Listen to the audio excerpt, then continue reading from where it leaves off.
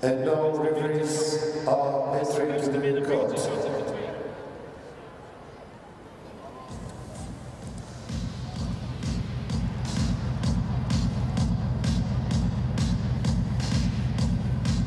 Second semi-final here. I think that guy looked asleep then for a second. How can you fall asleep in a taekwondo concert? It's about as high energy, adrenaline as you can get out there.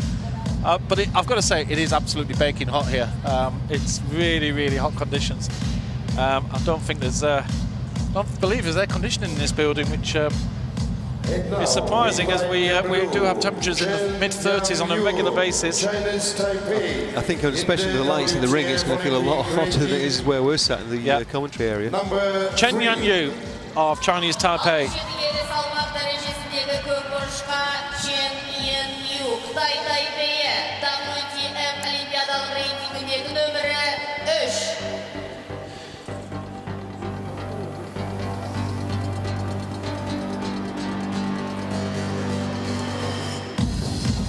And here's Elin JOHANSSON of Sweden. And this should be a big battle. It's the number 2 against the number 3 in the world. These two know their taekwondo. Past results for JOHANSSON. She beat the world number 19 in the first round. Nina Clay, the world number 8 in the second round. And of course, she had a bye, so I'm slightly out there. Second and third round there. Elin JOHANSSON, one of the top names of the sport. And herself the world number 2. Here's the world number 3, Chen Yann. In the first round, she beat the world number 7, Carmen Morton. Then it was the world number 11, and then the world number 14, who reached a quarter-final.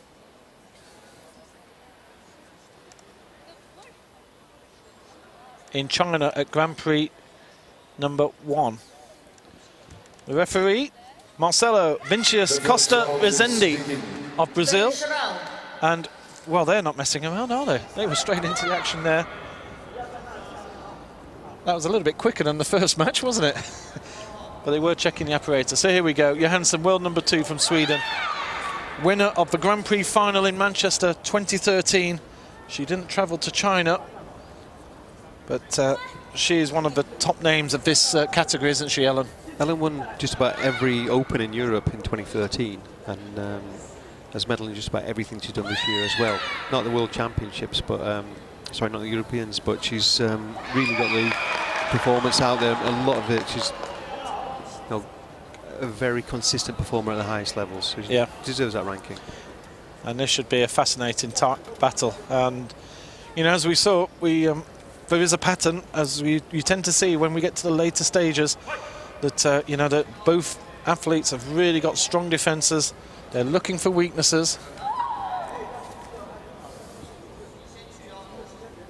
And it should be very interesting here. In fact, the referee, a little interesting point for you early on in this match. The referee from Brazil is actually the sport manager for Taekwondo at the Olympic Games for Rio 2016. So he's going to have a lot on his plate. And as you were the sport manager for 2012 Olympics, have you had a few beers with him and given him a bit of advice? Well, I've not had the beers. That can happen at the end of Rio 2016, I think.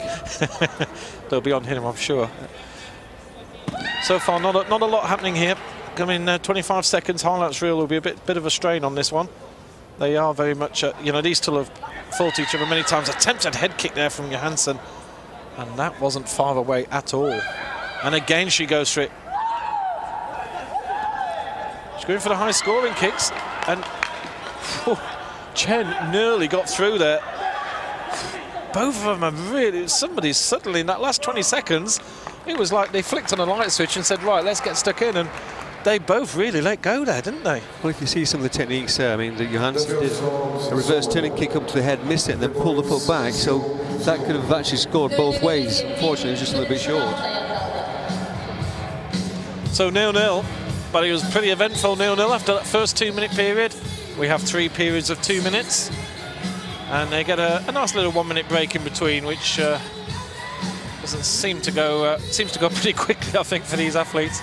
It's a hard workout, isn't it? 3 minutes of 2 when you're kicking up like this. It's not like boxing where they have 11 rounds, but You know, they're not having to lift their leg all the time, and there's so much energy goes into taekwondo. Well, that's why we reward kicks with higher points, because it's actually technically harder to do and physically, you know, much tougher to keep going for that length of time and to be kicking high section that much. Yeah. The break's also very useful for the coach to give back feedback and to give advice and analysis on the opponent. Absolutely. The second round. Chen has had a 6-0, an 8-3 and a 3-2 victory. JOHANSSON just had a little stop there, but we're back going. JOHANSSON won her matches 10-1 and 5-2. Had a bye in the first round, so she's certainly been quite comfortable. But they certainly, they're not holding back so much here, are they? They really are happy to get stuck in, and this is great. You know, both, lots of confidence.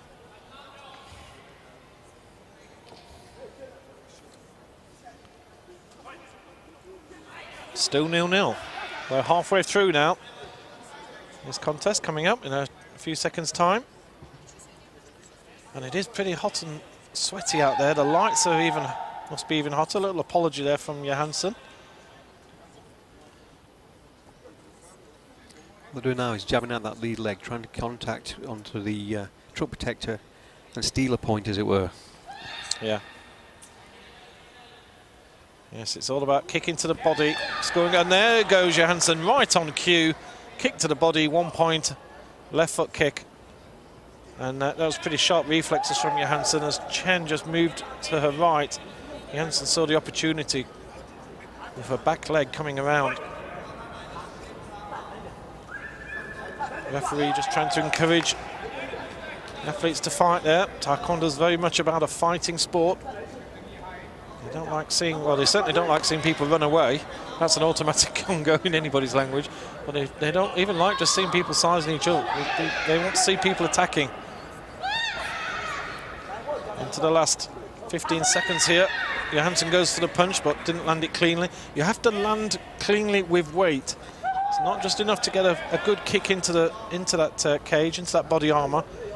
You might see a kick that you might think should score, but it has to be done with weight and power. And so far, JOHANSSON is the only one who's managed that. She leads 1-0. Interestingly, it's the judges that score the punches, whereas kicks to the body are scored by the PSS scoring system. Yeah. Yes, we have officials at 120-degree angles, 3 officials around the court, and they've got a little keypad, haven't they, Mike, that they have to press depending on what's happened on the court. That's right. What they're looking for is head kicks, punches to the body, and also the bonus point is awarded for rotating kicks. Just seen a few highlights here.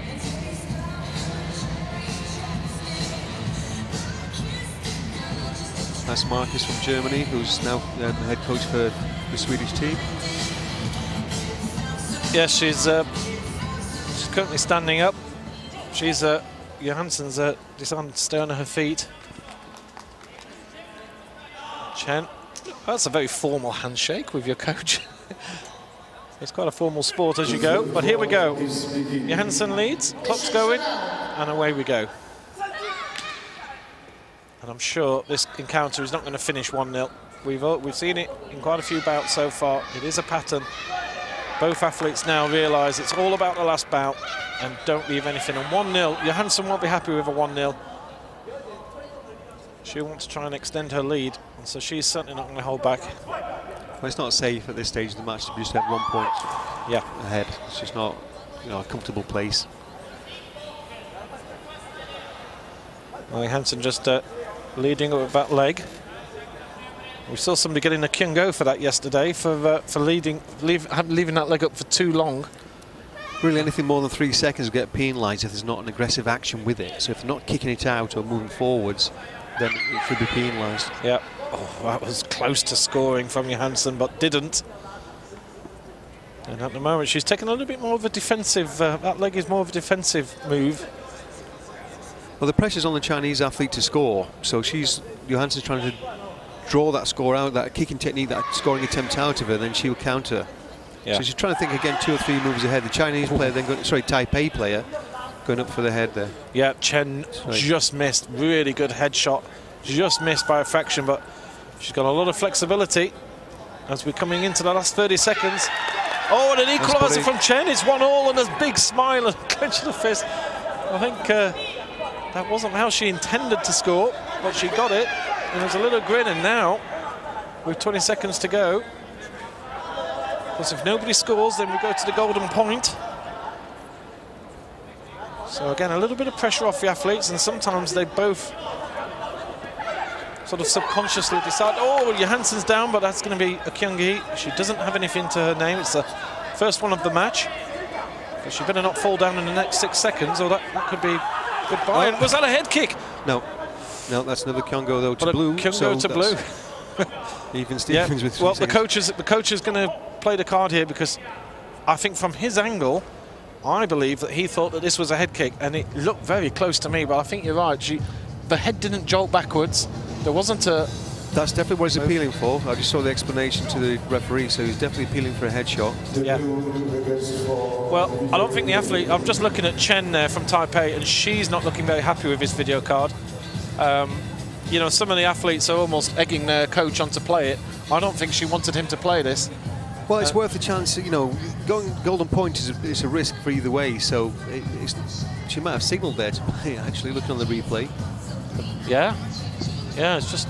Yeah, we didn't get a really good view. Hopefully we'll get it from another camera. Johansson from Sweden doesn't look concerned at all, so... No, I don't think this is going to be accepted, but... Do you think that she actually gave a little secret symbol there? Yeah, it's rejected. Yeah, it's rejected, and rightly so. So, here we go again, with just a few seconds to go. 3 seconds on the clock. And Johansson just makes a quick move there. But yeah, she tried to come in and, as you say, steal a point. She felt Chen might be just off her game for that last few seconds. And, you know, that's experience. Like, you know, Chen's obviously, what, 18, 19 years old. We don't have a lot of information from her on the biographies, but Johansson's been around a bit, and she certainly knows.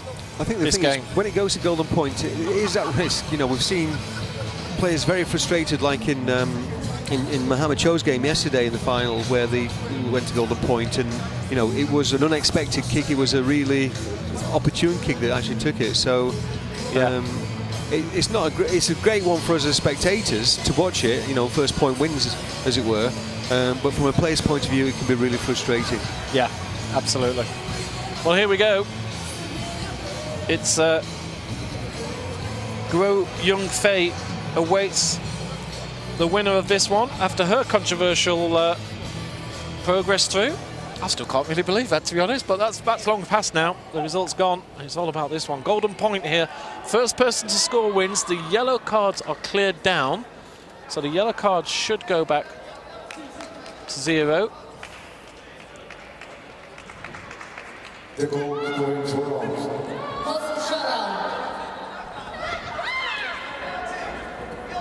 And so here we go. It's first one. Ooh, no point covered. Kyung-go there against blue. So another Kyung-go against blue will give the match to red. I think Johansson will start to move forward and trying to push it towards the edge of the mats there. Yeah. Then the Taipei athlete will be a little bit more cautious, scared of going out, and may lose focus. Yeah. Certainly Johansson stepped up the pace here. There's a 2-minute period.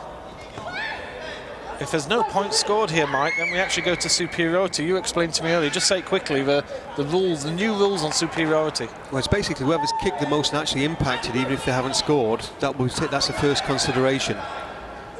So if they're kicking but not actually scoring, but they're now making contact into the pad, that will be the first consideration, and that's an automatic one that takes any subjective judgment out of it. Yeah. And at the moment, it's Johansson who's certainly kicking the most. So even though she's not scoring, every kick is registered, and every time the body armour gets touched, lights will flash on back at base, and they know that there has been a kick, even though it wasn't a scoring kick. So there was a threshold. Yeah. And Chen coming down with a chop kick, trying to get that body armour at the back, but didn't score there.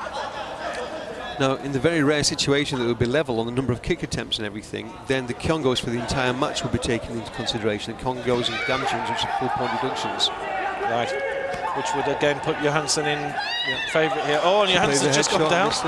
Yep. She's going to get a Kyungo. She'll get a Kyungo, so that levels it all up. In that case, if it's level on impact point, Johansson's taken it. that's it. A left-footed Body shot. kick to the body shot. It's how she scored in the second period, and she's just taken the match there with that kick. Mike, what a great little move. It looked like it wasn't going to happen, and then, you know, experience came through. Elin Johansson takes the bout, and she will progress through to the final.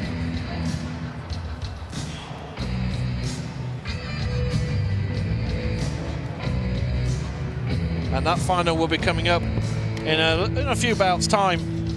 We've got a few more categories to take place first.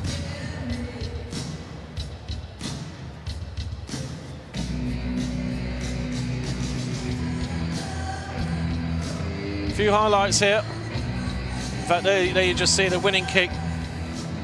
That was it to the body, left leg. And it actually didn't look like a bit of a heavy kick. It looked like just a sort of, you know, hang out. Didn't look like a heavy scoring one, but there you go.